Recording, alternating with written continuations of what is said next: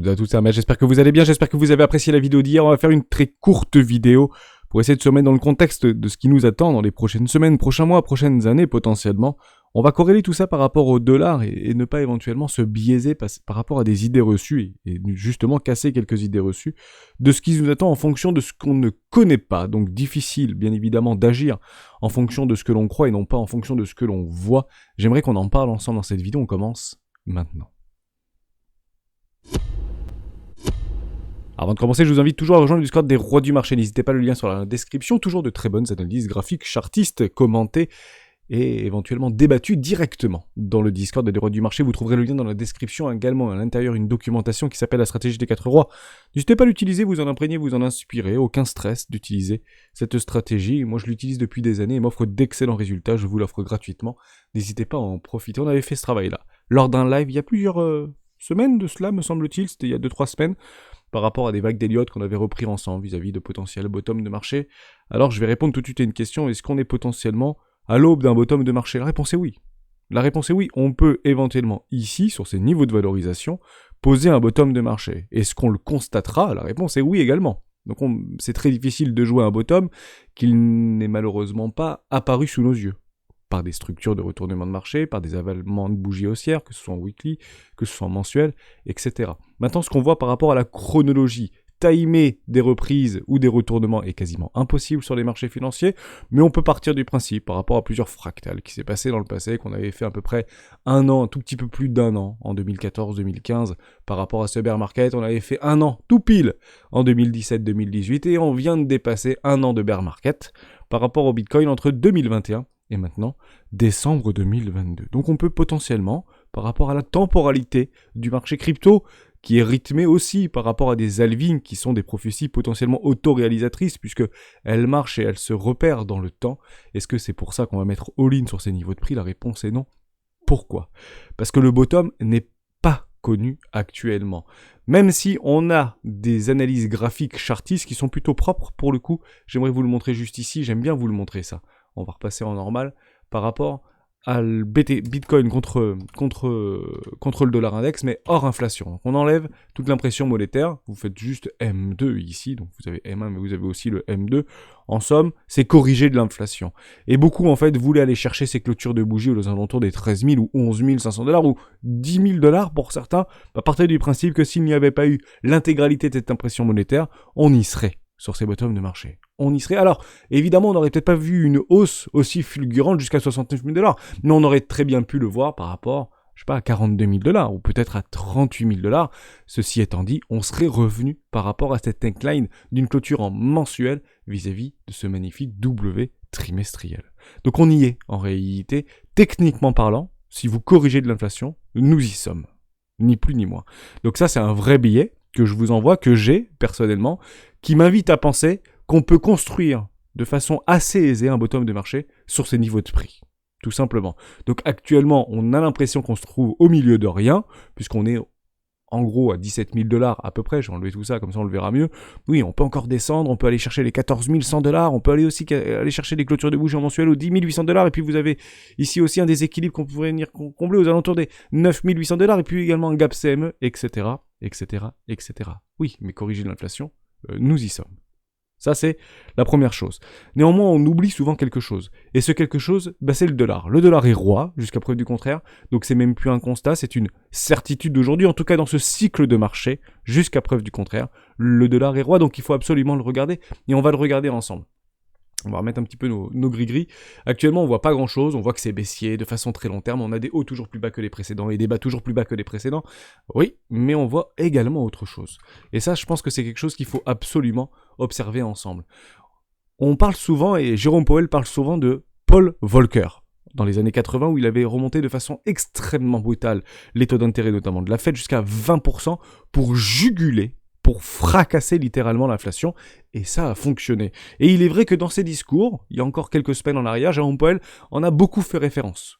On ne peut pas arrêter maintenant. Il faut être ferme, il faut être déterminé. Notre objectif est de retrouver l'inflation à 2%, qui est potentiellement idyllique, peut-être irréalisable, je ne dis pas le contraire, mais c'est un objectif pas forcément lancé à la va-vite, parce que c'est grosso modo un consensus qu'on s'est donné qu'une inflation entre 2 et 3% était bon pour le marché.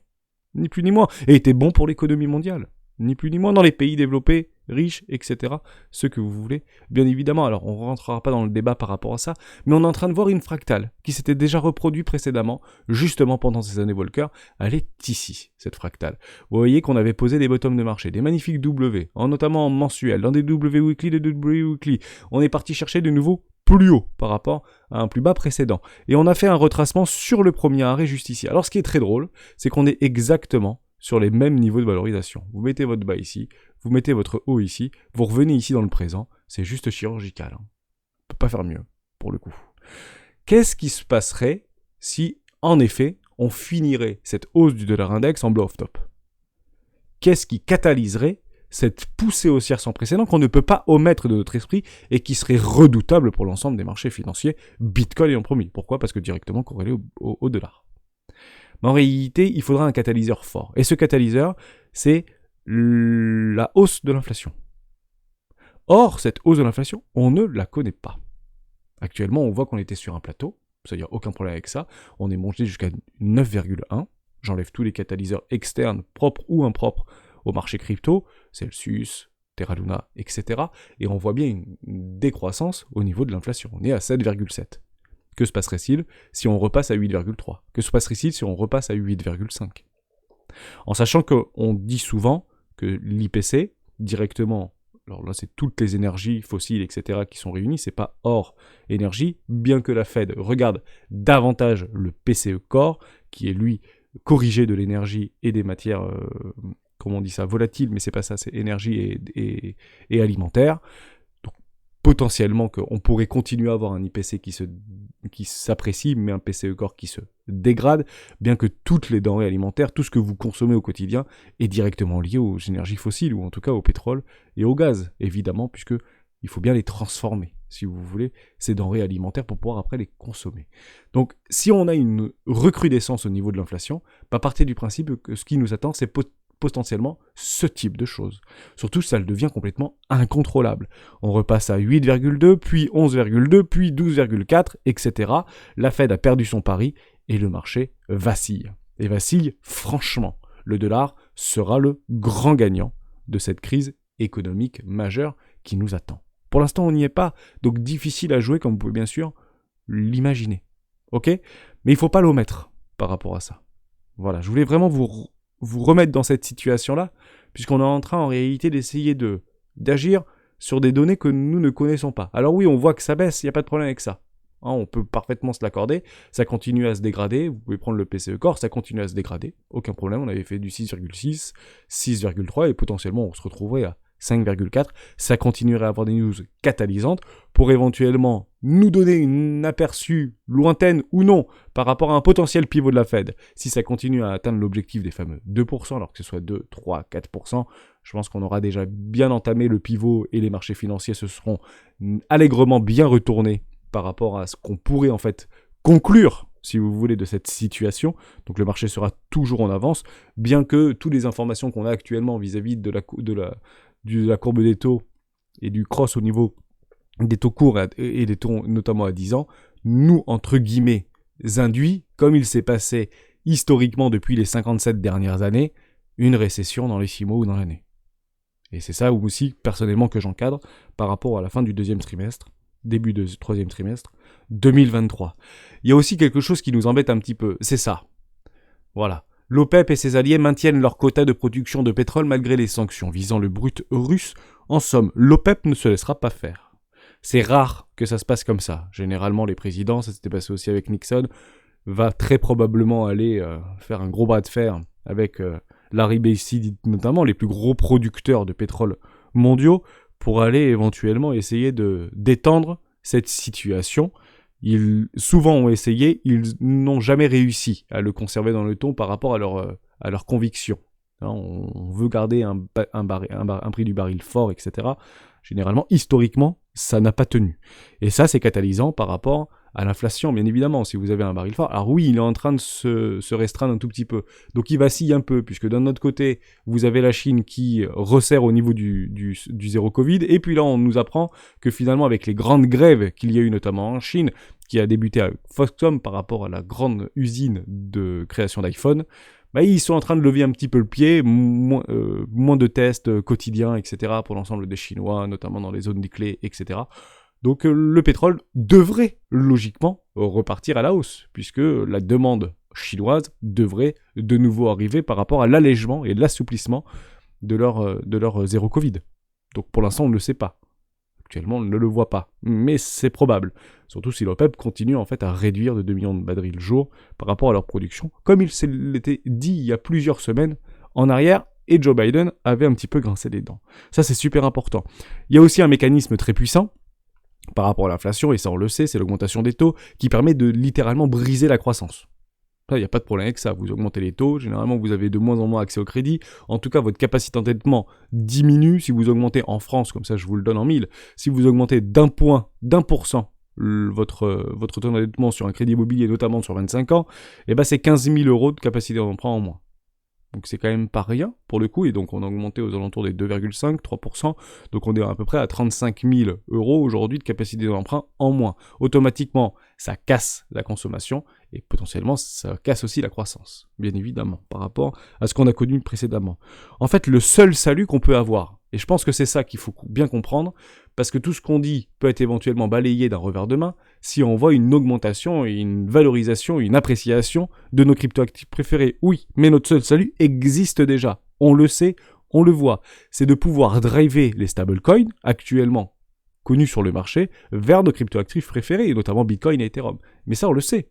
Ils sont là, il n'y a pas de problème avec ça. Vous allez regarder au niveau de la balance USDTD, Circle, Tether, BUSD, etc. Mais on n'a pas BUSD, USDC, USDT et je ne sais plus ce qu'on avait mis là. Ah si, BUSD, je l'ai mis également. Moi, je ne savais pas qu'on l'avait également. Et le DAI également. Ah, oui, c'est vrai qu'on l'avait trouvé. C'est un membre Discord qui nous l'avait partagé. Actuellement, on est dans la forme de capitulation. C'est à peu près ce que j'avais remarqué. Mais que se passe-t-il si vous avez en fait un stablecoin qui va là-dedans? Bah, votre Bitcoin, il va se valoriser très franchement. Les capitaux sont déjà là. Ils ne sont pas sortis, si vous voulez, du marché. Une partie est sortie. Beaucoup de bitcoins sont sortis des échangeurs. Mais ça n'influence pas, si vous voulez, directement le prix du bitcoin. Hormis, peut-être positivement, de rarifier l'offre sur les échangeurs. Donc celles et ceux qui voudraient éventuellement s'en procurer le paieront très probablement plus cher, puisque quantité limitée. Vous voyez ce que je veux dire? Donc notre seul salut, il est sous nos yeux. On le voit. Regardons des structures de retournement sur les stablecoins actuellement capées sur le marché crypto. Et on se dit aussi, oui, mais il a perdu 10% au niveau du DXY. Ouais, mais non. En réalité, ils sont probablement à break-even, ceux qui avaient en fait FOMO stable. Si vous prenez en fait la moyenne, elle est à peu près ici. Grosso modo, vous êtes sur le 15 juin à peu près, sur début juin. Donc ici, vous avez grosso modo la moyenne, si vous voulez, des personnes qui se sont réfugiées dans les stablecoins depuis les 3 derniers mois par rapport à la dépréciation.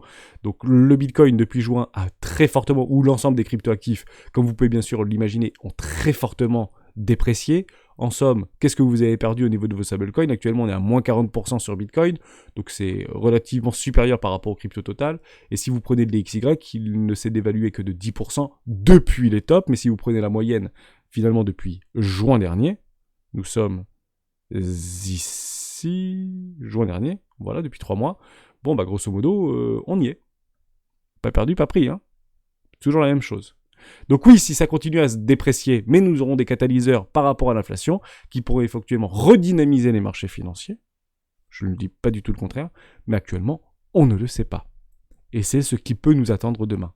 Donc je réponds à la question tout de suite. Est-ce que nous sommes sur des prix de bottom? La réponse est oui. Est-ce que nous sommes dans une forme de temporalité de bottom? La réponse est oui. Est-ce qu'on a des divergences qui sont potentiellement haussières, cachées, qui sont en train de se mettre en place notamment en daily? La réponse est oui, il n'y a aucun problème. Elle n'est pas validée néanmoins, parce qu'il faudrait avoir une clôture juste ici, au-dessus. On va le reprendre ensemble et on finira là-dessus.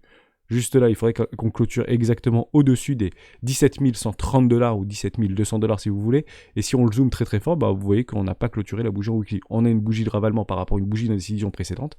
Mais je confirmerai moi par rapport à cette divergence juste là, par rapport à cette mèche-là, que vous avez là. Hop, regardez. Ici, sur cette bougie-là, si on vient clôturer ici au-dessus des 17 147, 130, 150, voilà, 17 200 $, vous avez votre divergence haussière qui actuellement en weekly sera confirmé, mais actuellement on ne le sait pas. Ça peut être potentiellement un indicateur technique supplémentaire pour des investisseurs plus ou moins holders moyen long terme, ou des traders de suivre la tendance et de remettre beaucoup de stablecoins sur les marchés crypto. Mais actuellement, on attend, tout simplement. Voilà pour ça. Le marché est fébrile. Les vendeurs ont la main. C'est historiquement et malheureusement foncièrement baissier de fond.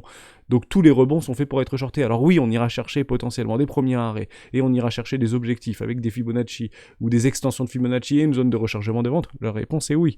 Mais ce marché, malheureusement, reste baissier. On pourrait potentiellement poser des bottoms ici. Il faudra du temps, malheureusement. Donc, ce que je veux vous dire ici, et la moralité de cette vidéo, qui penche, encore une fois, je pense qu'elle est capitale, c'est que on ne sait pas ce que va faire le cours demain, puisque les données dont on a besoin pour éventuellement l'encadrer n'existent pas. Elles n'existent pas, tout simplement. Voilà pour ça. Merci à toutes et à tous d'avoir suivi cette vidéo jusqu'au bout. Pas plus de choses à dire. On se retrouve demain et je prendrai quelques cryptos des membres si vous avez quelques cryptos que vous souhaitez éventuellement aborder. J'en ai noté 5 pour demain. Si vous en avez d'autres, dans les commentaires directement. On se retrouve demain dans une prochaine vidéo Top Crypto. Ciao.